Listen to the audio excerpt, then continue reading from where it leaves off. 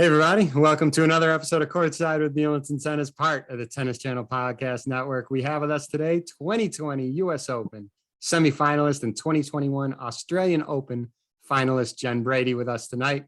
Jen is currently recovering from a foot injury. She was kind enough to spend some time with us tonight, and we are thrilled to have her on. Please welcome to the pod, Jen Brady. Jen, thank you so much for spending time tonight and talking some tennis. Yeah, thank you so much for having me. It's So- really an honor to be here. So what's the deal? I see you on the practice courts at Cincy. I believe you were hitting with Katie McNally's brother, John McNally, absolutely ripping the ball. I was talking to Kevin O'Neill, who is Katie's coach and helps John as well. Absolutely ripping the ball. You go play your first round. I believe you win your first round match, and then you started your second round match, and you had to default in the middle of that. We know we've been out for a while. What happened? Yeah, so actually I won my first round match there in Cincy, and then was playing my second round match against Ostapenko. And then, so I've been struggling with a foot injury since the middle of the summer. So in Roland Garros, I was playing my third round match and had to retire because of it. But yeah, so I was playing my match in Cincinnati, second round match. It was the end of the second set. And I just remember I was running up for an approach or a short ball, and all of a sudden just felt like a pop, sort of like felt like an explosion kind of thing, like in my heel. And then immediately I was like, oh, like that hurt a lot. So I ended up calling out the trainer. She tried some treatment. I was just in so much pain. I was like, I don't know if I can continue. And I just remember I like put my sock back on, put my shoe on, got up after the medical timeout, and then went on the other side of the net. And Ostapenko was serving, and I tried returning the ball, and I think I played maybe 2 or 3 points, and I was just like, yeah, I can't do this. I can barely put any weight on my left leg. And then, I was just in so much pain. I immediately retired. So yeah, I'm still recovering now. In that moment, I didn't get an MRI on the foot, which I should have. So, maybe the recovery is just being pushed back a little bit. But yeah, I'm doing physical therapy now in Los Angeles at Elite Ortho Sport, and I'm hoping to get back out there soon. Is there a time frame of when you're hoping to get back out there? We're recording, just by way of timestamp, we're recording this during the Australian Open. Yeah, not exactly. Hopefully sooner rather than later, but each day is a process. I've never really been injured before, so this is something that's very new to me. I'm not very patient either. So yeah, you kind of just have to take it day by day. There's going to be, ups and downs. Some days are better than others, but yeah, I'm just, I just would rather, even if it takes a few extra weeks just to get out there to be 100% rather than try to push it too soon and something, become chronic or lingering and come back again and then ruin the rest of my season. So I'm definitely trying to be cautious and doing everything I can to get back out there soon. How hard is it to miss a major where you did so well? It was such a fantastic run that you had a year ago to the final, and obviously Naomi played a great match to beat you, but that was your first major final coming on the heels of the semifinals US Open previous year. So how hard is it here now to not be in Melbourne? Yeah, it's so hard. The other day, my friend and I, we turned on the Australian Open. We tuned in on the ESPN app, and it was almost like, so it stopped working, and we were like, all right, it wasn't meant to be. But I have a ton of friends on court, out there playing. I'm supporting from home, definitely. I had received so much love, so much support from my run to the finals, and also from the semifinals at US Open. So I wish nothing but the best for especially all the Americans. I have so many friends, and but yeah, it's never easy. I think, any competitor watching, other people playing the sport that they, want to be playing and doing and competing. I definitely miss competing. I miss playing in front of fans, just the atmosphere, the adrenaline rush, all of it. It brings back good memories. And it's not easy, but I'm not, there's worse things. And, I hope to be back out there soon crushing it. And, I hope one of my good friends, they know who they are. I hope one of them comes back with a trophy. All right. No more injury talk. On to better stuff. So thanks for catching Yeah. us up to speed, Jen. Yeah. I want to go back a few years to 2017, and shame on me. I know Steve remembers it, but shame on me for forgetting your run in Australia. Everyone remembers the US Open in 2017. I think it was the first time in history that all 4 US women made it in the semis. Steve will correct me if I'm wrong on that. You had Venus, Sloane, you had Coco Vandeweghe, and then Maddie. But now that I remember, you had a great run too. You made it to the 4th round. I think it was 5 US girls in the round of 16. I think it was the 4 semis plus you. With your run in Australia, which you also got to the 4th round at the beginning of the year, was 2017 the first time in your career where you really thought to yourself, you know what, I can do this, and I can really have a pretty good career, not just maybe struggle and kind of be a journey woman on tour here. This is something that I can have some success doing. Yeah. Yes and no. Yes. Making the first Grand Slam 4th round. I think it was actually my first Grand Slam main draw win, first time qualifying at a Grand Slam at the Australian Open in 2017. So it was a lot of firsts for me, coming through the qualifying, winning my first round match, and then ended up making the 4th round. So that was a lot at once. And, I'd never been in the spotlight. I mean, I'm not saying I was in the spotlight, but I'd never done any media stuff, never done anything like that. And it was just all at once. And it was very, very draining for me. I have definitely grown out of my shell since then. I used to be very, very introverted. And I remember going into my 4th round match and I was just like, I am so tired. Like, I am so tired physically and mentally. It's just like a lot. It's a lot going on. Like, all I wanted to do was just play tennis, and there's like extra things outside that I have to do that I wasn't really prepared for. I didn't know like that was a part of it. So, but yeah. And then, a few months later in New York City, making the round of 16 there, that was a little bit solidifying for me. But no, because, the in between, I just felt like I probably wasn't in like the best shape of my life, which I think everybody knows that. I know that.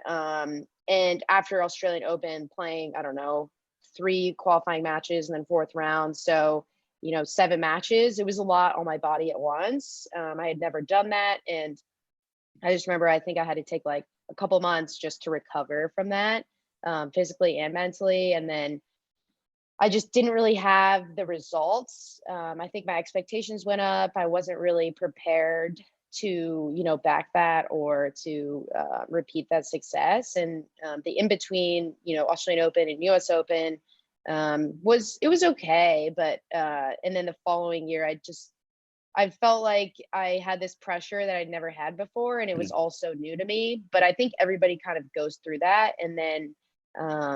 Yeah, I mean, just to see what I did the last couple of years, I think, I know where I belong.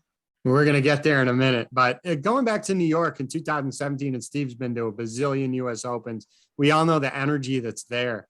When you knew that, Venus, Sloane, Coco, Maddie, they were all doing great.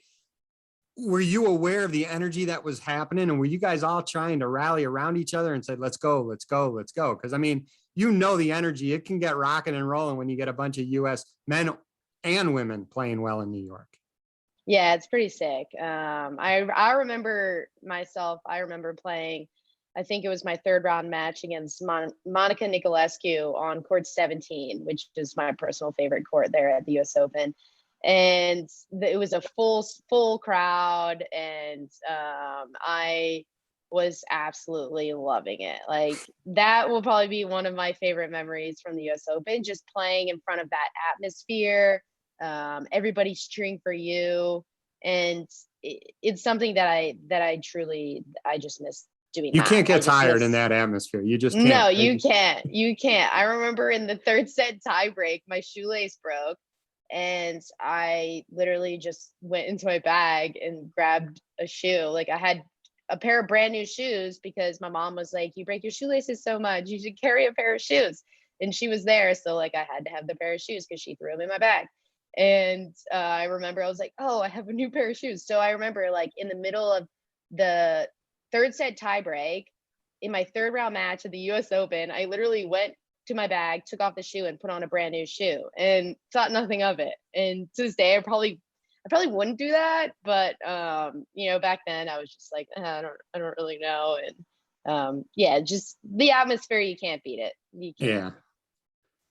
I will follow up, and I'll say you talked a little bit about it after, just how like, you know, you played all those matches, took a while to heal on your body, both physically and mentally. You left Florida and went to Germany to work with your former coach, Michael Gesser, right? In the fall of 2019, I believe. And we all saw the success, and we're going to get to that in a minute. But what do you think it was about you and Michael that maybe clicked so much? Because I mean, your results after when you first started working with him were sensational. Yeah, this is definitely not the first time I've been asked this question. You know, I've heard it was a very common question over the last few years, but yeah, you know, I think a mutual friend or coach reached out to him on my behalf, and then we ended up getting connected.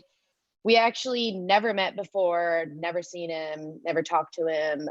He flew out to Beijing, the tournament, the WTA event, and I was coming from Wuhan, so we met in Beijing. I just remember that.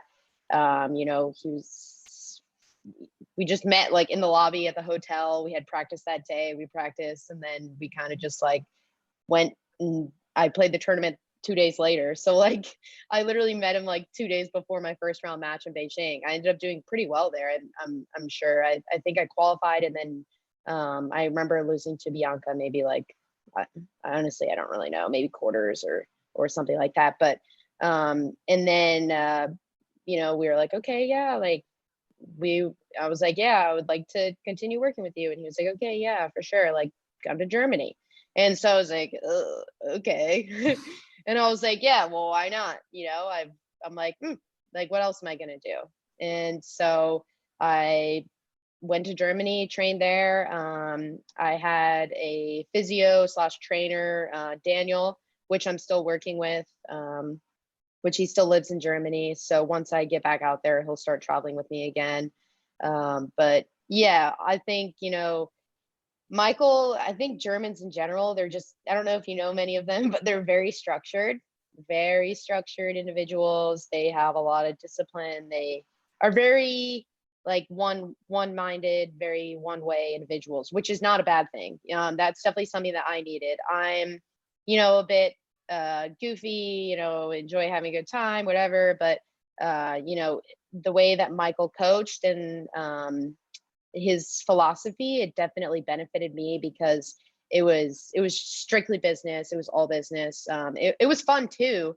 But it definitely, he applied structure and discipline to my life, just outside of tennis, on the tennis court. And yeah, it honestly, it happened so quick. And I think it was probably one of the best things I ever did do. But yeah, obviously we're not working together anymore. Nothing bad happened or anything. I just felt like it was time for me to kind of move on.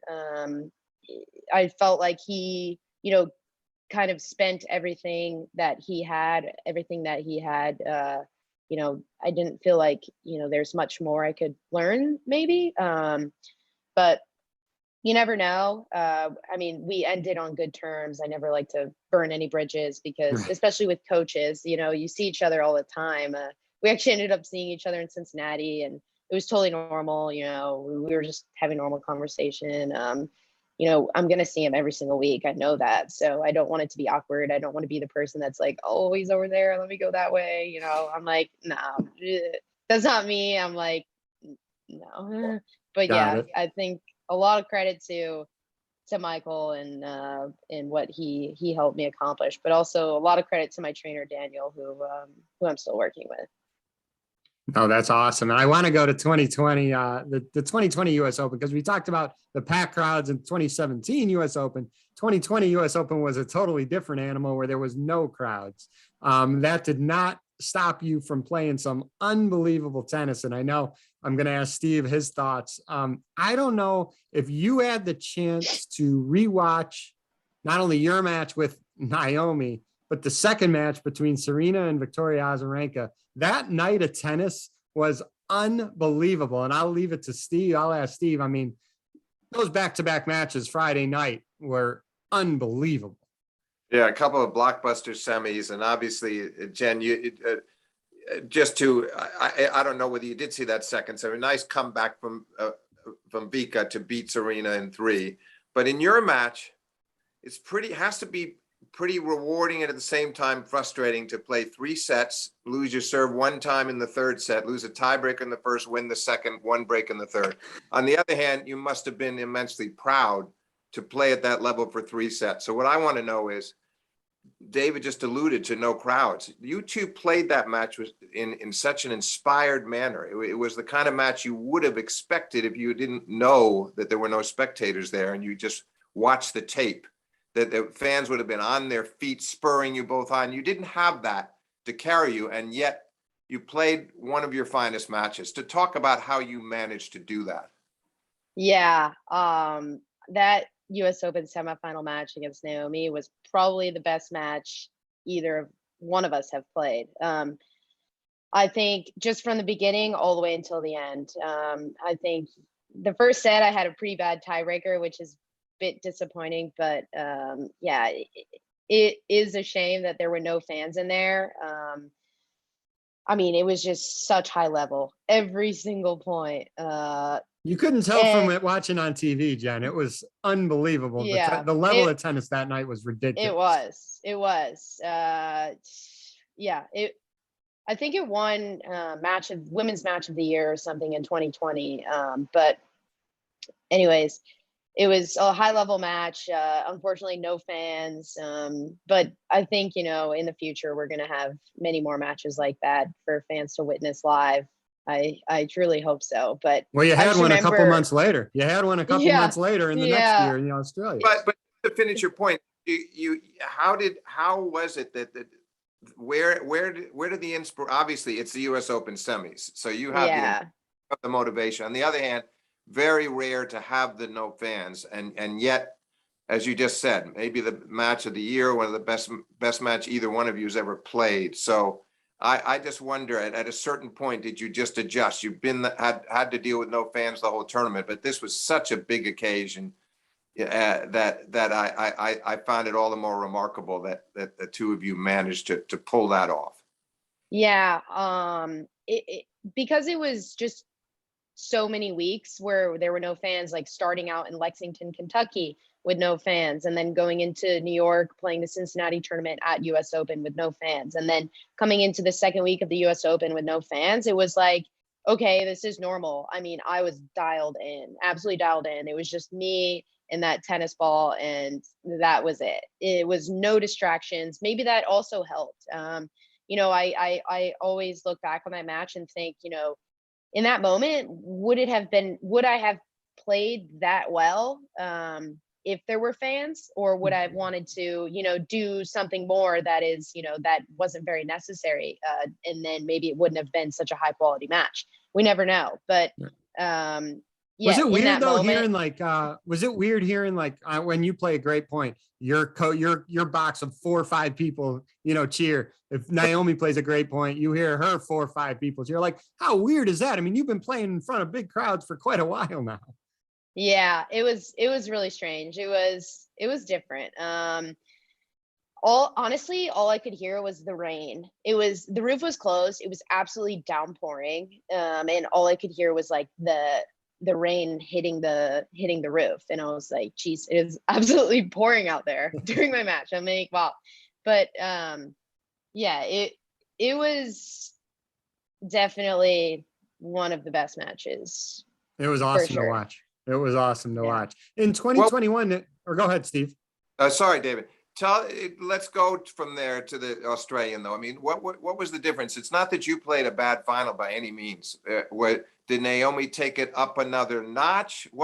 How would you compare the two, and why did we have straight sets versus three? How do you assess that final? You had a break point early, I think, Jen. Early in that first set. I did. And honestly, I kind of went into the match not really ready to become a Grand Slam champion. I was like, oh, this is like big. This is a lot. This is, my head wasn't really where it should have been. And, that's something that, it's just an experience. She's been there many times, and she, kind of has the experience. I feel like at that level, it's all experience. Everybody has a game. It's just, have you been in that situation before? What are your thoughts? What are you thinking? Do you think you can win? Are you able to win? Blah, blah, blah, all that, etc. But I don't think either of us really played that well. I definitely didn't play my best, which is fine. You can still win matches not playing your best, but I don't think she played well either. She definitely didn't serve as well as she did in New York. I was seeing a lot of second serves. I actually had a lot more opportunities, I would say, in that match, but I just deep down, I didn't really have the right mindset, didn't have the belief going into it. So I probably wasn't able to capitalize on it because of that. But I mean, all credit to her. She obviously, is a Grand Slam champion. She played great. She had a great tournament. But yeah, I just don't think, either of us really played anywhere near as well as we did in that US Open semifinal match. But yeah. And did you sense going out there, was it something you started to feel early in the match, or was it leading up to the match that you're saying to yourself, I don't know if I'm ready to win a major yet? When did it sink in? Like a little bit before the match. Day before, fine. Day of, okay, like warm up, fine, and then I was like warming up and getting ready for the match before I was stepping on, and I was like, oh crap. Yeah.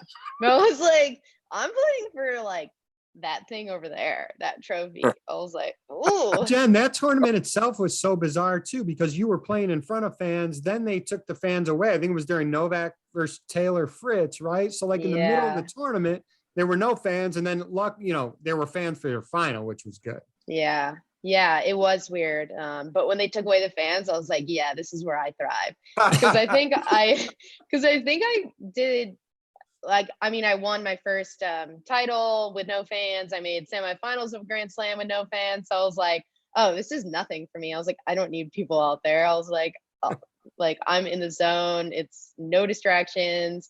And I think fans came back for the quarterfinal match. Quarters, I think. I want to say quarters, for sure semis, because I remember playing my semifinal match, and I had like many match points, and closing it out, I was like, okay, just make first serve, and I could not buy a first serve to save my life, and I was so nervous. But yeah, it was definitely a very interesting experience, to say the least.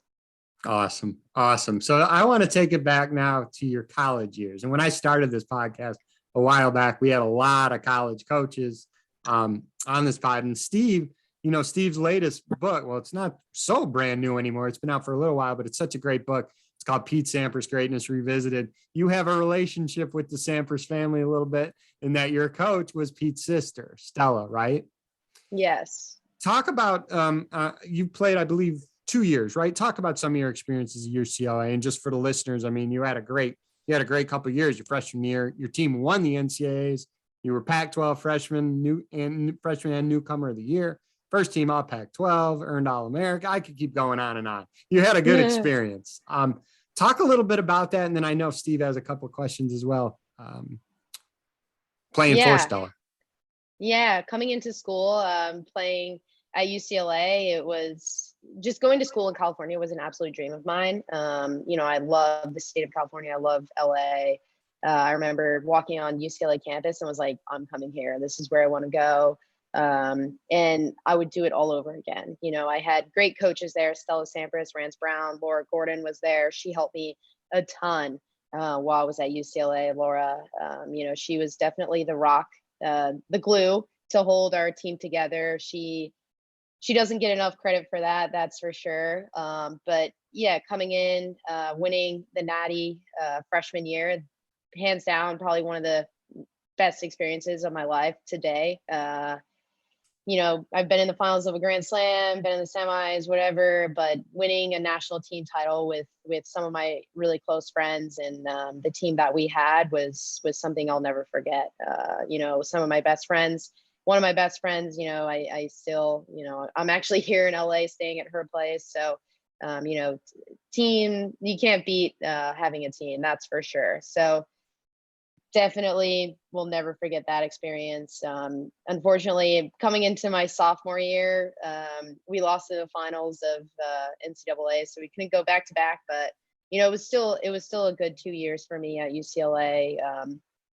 Something I'll always remember and never forget. But to all the college players listening out there, it doesn't matter what number you play. Let me tell you, because I'm ranked top 20 in the world and I played number 3 at UCLA. So it That's really crazy. doesn't matter what number you play in the lineup. Yeah. Steve, I know you wanted to throw in a couple things. Sure. No, so Jen, with Stellis, Pete Sampras is known for his dignity and sort of low-key manner and leading by example and not being a man who just tries to talk your ears off. And when he says something, you listen because he means it. It was Stella. Did Stella have the same kind of demeanor? Most of us don't really know her. I'm just wondering what she was like as a coach, her approach. Yeah, definitely.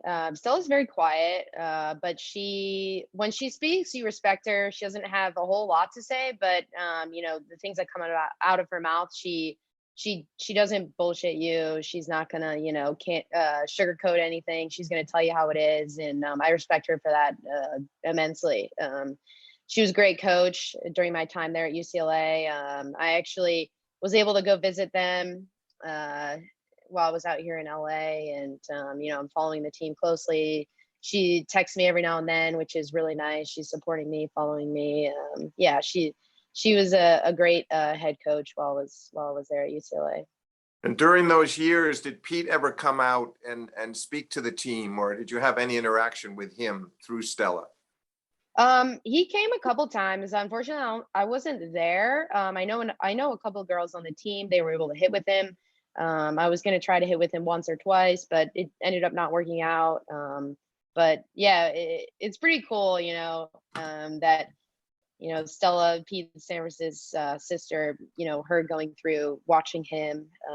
And also she had a great college career. And, you know, like I said before, I really do respect Stella and appreciate everything she did for me.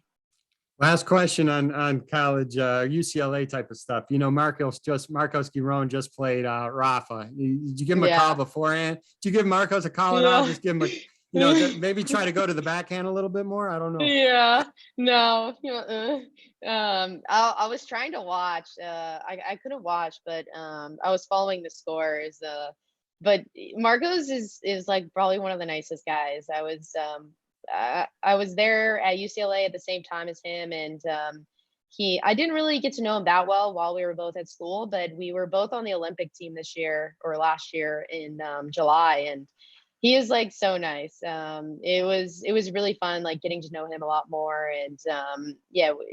I don't know if you saw he played pretty well, and I don't know if you saw the point, but in the next time you speak to him, ask him about the cross court, the backhand cross court passing shot he hit. I just watched that today on Twitter. Yeah, I know. Rafa even congratulated him on that one. I taught him that one. No. Yeah. I have to throw in a quick story about Marcos, Jen. You know, I've been writing about this game for almost 50 years now, and what I've found is that players, I've had some great experiences with interviews and stories I've written, and David would understand this, but then the pattern is not for players to contact the writer afterwards and say anything one way or another. You know, you've done your interview, you've done your story, you move on. But Marcos, I did a piece on him a couple of years ago for tennis.com. And the second it came out, I mean, within minutes, I had a text thanking me for the story, you know, and that's very unusual in this business. And I've talked to others like Greg Sharko at the ATP who tell me, I mean, that's just very typical of him. Really good guy. That doesn't even surprise me. He's the best. Yeah. That's awesome. Bruins. Hey, you know, we want to, I know you're busy and I know you got the rehab and all that other stuff to get you back on the court soon. Just to end, you know, I'll end it with this note. I mean, you've been fortunate to compete at the biggest stage, right? I mean, the final of a slam. I'm not going to say if you get back there again, I'm going to say when you get back there again. Um, there are a couple things that, you know, you've kind of referred to a little bit. Maybe you'll prepare a little bit differently mentally for that. But the next time you're on that stage, what's the smallest, you know, thing that you may need to adjust to get over the finish line there? Honestly, I would just say being consistent. First of all, just staying healthy. I think, you know, it's something I never really thought about because I was never really injured or impacted, you know, throughout my career playing tennis, you know, even as a junior. Just so if you're not healthy, you can't play. So just doing all the little things right, staying healthy. You know, I know I have the game to compete with the best. It's more about just being consistent week in, week out. You know, every day putting in that little bit of extra work, just trying to make myself a better player.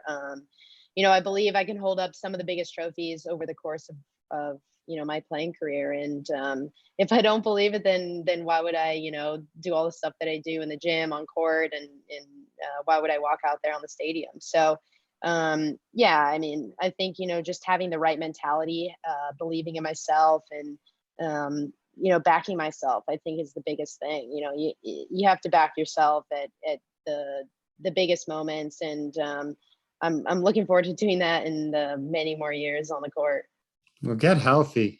Get healthy. We want Yeah. to see that. Tennis is better with you in it, definitely. Oh, thank you. I appreciate that. Steve, anything else before we let her go? No, I mean, like, just what would you say at this point, and how close are you with the foot? I mean, to being 100% physically. Oh, honestly, I don't know. It's just a matter of time. It's not going to be long, but definitely not tomorrow. Well, Get good better luck. soon. Yeah, get better soon, Jen. We want to see you back on the court. Thanks so much for Thank doing you. this. Thank you. Thank you.